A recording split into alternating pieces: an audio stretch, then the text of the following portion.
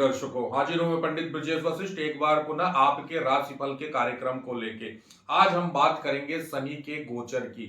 29 मार्च 2025 को शनि अपनी कुंभ राशि को छोड़ के मीन राशि में प्रवेश करेंगे। पूर्वा भाद्र के चतुर्थ चरण में प्रवेश करने जा रहे हैं। इसका प्रभाव तुला राशि पे क्या पड़ेगा, इसकी संपूर्ण समीक्षा और समाधान यहाँ पे करने जा रहे हैं। सबसे पहले तो ये बताऊंगा, अगर आपके नाम से आपकी तुला राशि है या आपकी राशि तुला है या आपका तुला लग्न है, तो ये आपके लिए पूर्णतः लाभदायक होगा। राशि वालों, अभी तक शनि आपके 5th हाउस में बैठे हुए थे, 4th हाउस के स्वामी थे, 5th हाउस में बैठे हुए थे। कुंभ भी शनि का घर है, लेकिन वहां पे राहु की भूमिका हो जाती है। तो शनि कुल मिला के आपके लिए कारक बनते हैं, किंतु शनि का ये गोचर आपके छठम भाव में हो रहा है। छठम भाव क्या है? रोग, रिपु, ऋण। अगर आप कोई मकान खरीदने को सोच रहे हैं, कोई भूमि लेने को सोच रहे हैं, तो सतर्क हो जाइए, क्योंकि वहां पे आपको विवाद मिल सकता है। वहां पे कोई लंबा आपको कानूनी इशू आ सकता है, जिसमें आप लंबे फंस सकते हैं। जब भी कोई प्रॉपर्टी आप खरीदेंगे तो बैंक के लोन पे ही खरीदिएगा, अन्यथा आप एक प्रॉपर्टी विवाद झेलने को तैयार हो जाइए। शनि एक बड़ा प्रॉपर्टी विवाद आपको देने वाला है।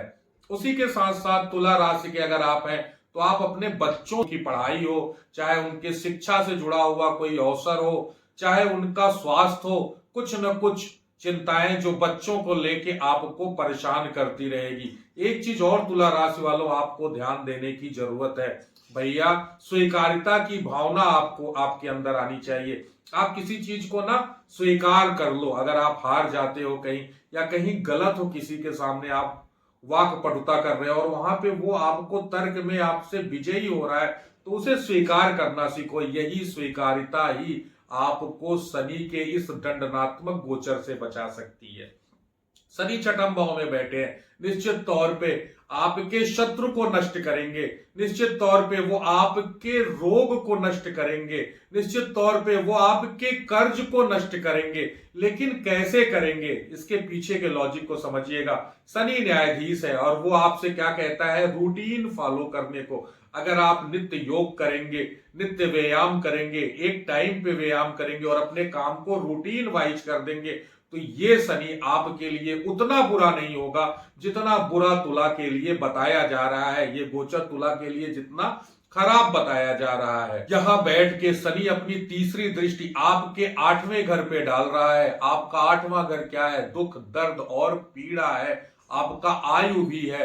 तो 8वें घर पे शनि की तीसरी दृष्टि पड़ने का मतलब है कि यहां से एक नए रोग का जनक होगा। पाइल्स हो सकता है आपको, गुरु वहां बैठा है, लीवर में प्रॉब्लम हो सकती है, यूरिक एसिड बढ़ सकता है, शरीर में कोलेस्ट्रॉल की मात्रा अत्यधिक हो सकती है, तो इसका भी जांच कराना है। और इन सब से बचने के लिए क्या कर सकते हैं? अष्टम भाव में शनि की दृष्टि पड़ रही है, पंचम में 11 नंबर है, तो आपको भी यहाँ पे क्या है? रुद्राष्टकम। रुद्राष्टकम कलयुग का रामबाण हो रहा है इस शनि गोचर के लिए, तो रुद्राष्टकम पढ़िए और रुद्राष्टकम के साथ भगवान शंकर और काली का पूजन करिए।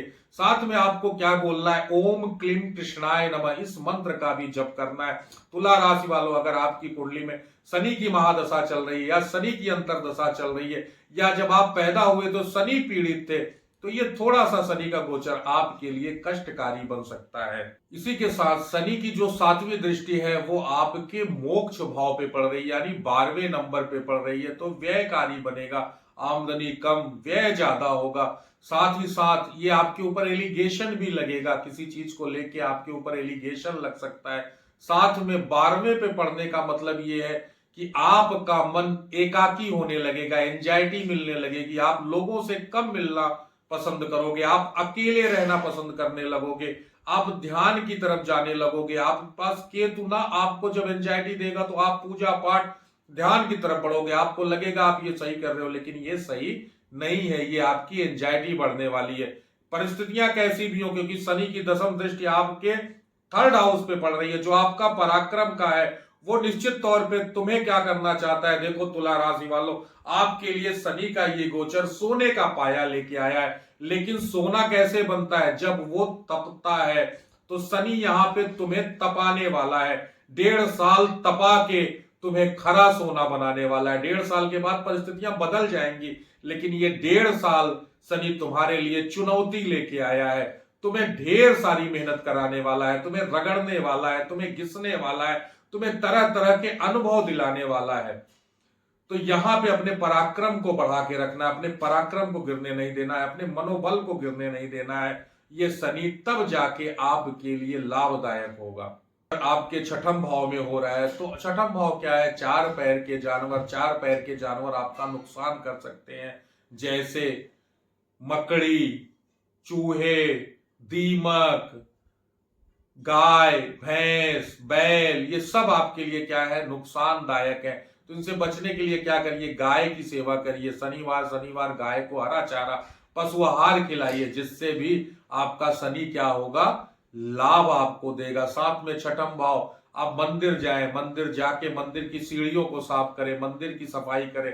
इससे भी शनि आपको उतना दर्द नहीं देंगे जितना दर्द आपके अनुसार दिख रहा है। मतलब उसमें भी आपको क्या मिलेगी? राहत मिलेगी। कि पॉजिटिव तरीके से काम करिए और लाभ उठाइए। और हो सके तो माता लक्ष्मी का पूजन करिए, या भगवान कृष्ण का पूजन करिए, या एक मंत्र ओम क्लीम कृष्णाय नमः, यही आपका उद्धार कर सकता है। इसी के साथ ओम नमः शिवाय।